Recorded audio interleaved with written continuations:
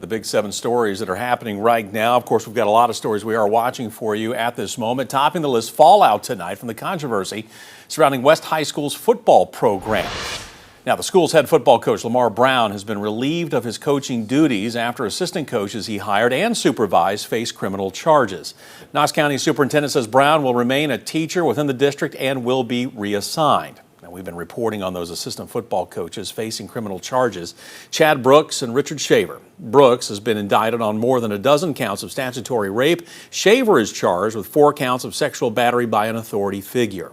Earlier today, the district released details of its investigation into the program, finding, quote, a significant lack of oversight by Brown and, quote, gross misconduct by the assistant coaches. Plus, more staffers violating district policies and procedures, including not reporting information to law enforcement and DCS.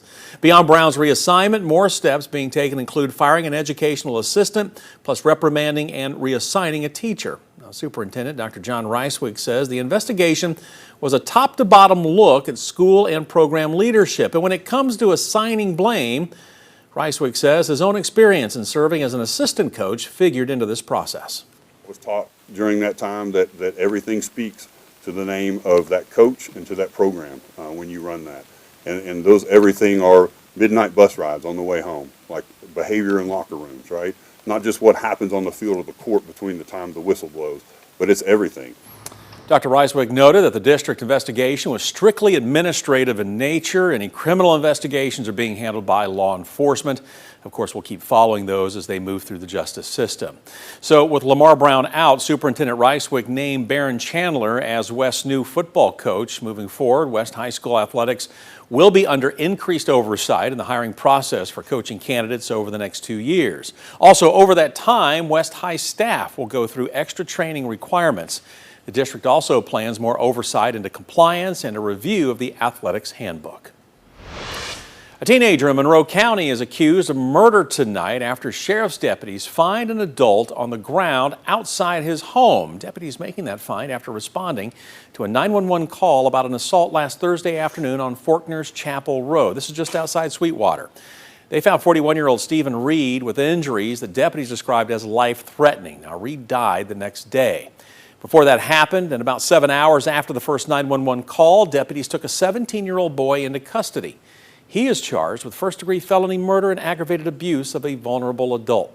That teen is being held at the Juvenile Detention Center here in Knoxville. Well, tonight we're hearing from the mother of a woman found along I-40 in Roane County who feels the system failed in finding justice for her daughter's death. Leticia Patillo was found unresponsive near the shoulder of the interstate back in October. She later died at UT Medical Center. Today we learned the Roane County Grand Jury has returned an indictment against Stevie Williams for 1 count of leaving the scene of an accident knowing that someone died. But the grand jury did not indict Williams on the 5 other charges, including criminally negligent homicide. Now, Williams told investigators that she jumped from his moving truck. Patillo's mother, Sandra, feels it's a result of her daughter's case not being handled correctly.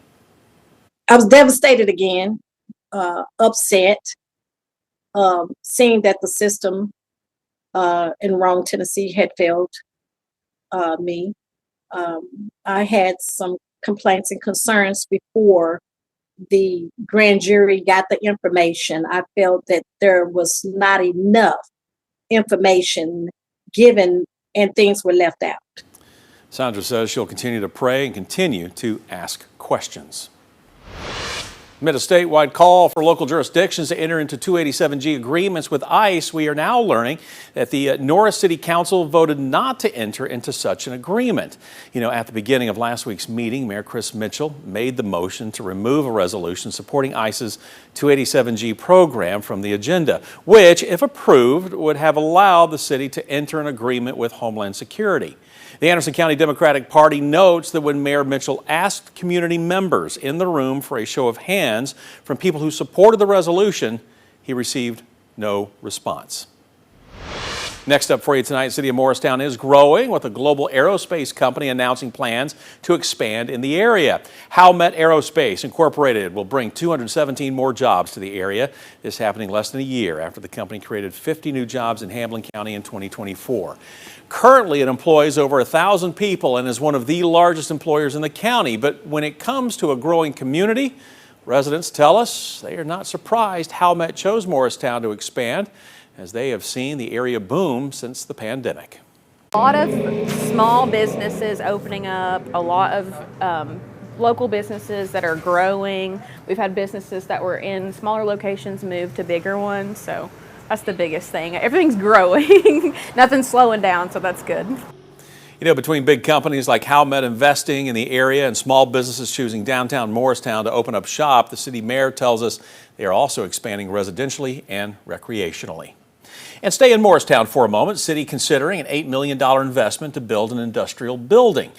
Today, City Council will discuss a memorandum of understanding for a potential building in East Tennessee Progress Center Industrial Park. You know, we're told this is an attempt to attract an industrial user that will benefit the city in a number of areas, including job creation, property tax growth, and industrial diversity. You know, with the help of grants, the city plans to spend $450,000 in 2025 and $7.5 million in 2026. We're on your side right now with the high temperatures we're expecting this weekend. Many of us will be adjusting our thermostats, but how can you make sure your home is cooled without breaking the bank? Well, experts at Ghent Heating and Cooling say the ideal temperature to set your air conditioning to during the summer months is right around 70 to 72. But it can vary depending on the humidity. Keeping windows and doors closed and keeping up with yearly maintenance are other ways to keep your energy bill from rising. However, they say replacing your HVAC filter is the most important part in keeping your AC running efficiently.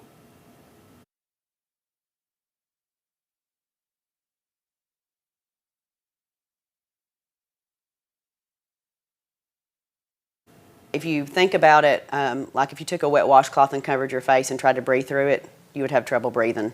And so when that filter gets dirty or the condenser coil gets dirty, the unit has trouble breathing.